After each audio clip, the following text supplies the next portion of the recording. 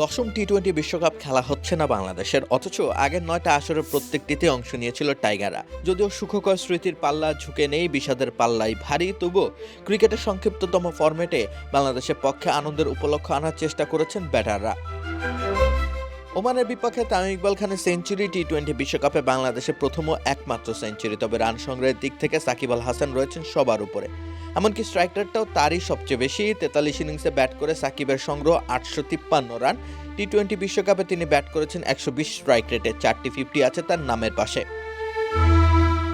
এরপরে স্থানে আছেন তামিম। 23 ইনিংসে 113 স্ট্রাইক রেটে রান করেছেন তামিম। একটি সেঞ্চুরি ছাড়া আরেকটি 50 দেখা পেয়েছেন তিনি। 514 রান নিতে সক্ষম হয়েছেন বৈশ্বিক 68তে। এরপরে স্থানটি নিজের দখলে রেখেছেন মাহমুদুল্লাহ রিয়াদ। 106.75 স্ট্রাইক রেট মোটেও সন্তোষজনক না হলেও রানের বিচারে তিনি আছেন 3 নম্বরে। কি বুকে বাংলাদেশ আর হাতে বিদেশি?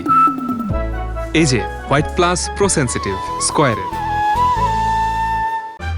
বিশ্বকাপে দ্বিতীয় সর্বোচ্চ 37টি ম্যাচ খেলেছেন রিয়াদ। 458 রান নিতে সক্ষম হয়েছেন। সর্বোচ্চ 50 রানের একটি ইনিংস আছে তার পাপুয়া নিউ গিনির বিপক্ষে, সেটি বৈশ্বিক মঞ্চে তার একমাত্র 50-র রেকর্ড। যদিও নিজের ব্যাটিং পজিশনের কারণে খুব একটা বড় ইনিংস খেলার সৌভাগ্য তার কখনোই হয়নি।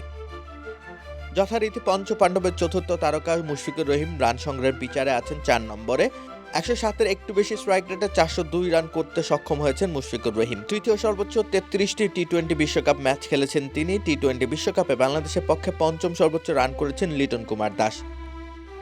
তার স্ট্রাইক রেটও প্রশ্নবিদ্ধ। 20 ইনিংসে 399 রান সংগ্রহ করেছেন লিটন, মাত্র 105 স্ট্রাইক রেটে। গড় বিবেচনায় অবশ্য তিনি এগিয়ে আছেন রিয়াদ ও মুশফিকের তুলনায়। এই ব্যাটিং ফিরিস্তি বরং বলছে বাংলাদেশের দুর্বলতার গল্প।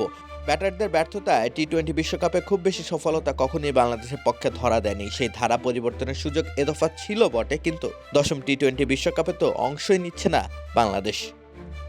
রাকিব হোসেন রুম্মান, খেলা 71।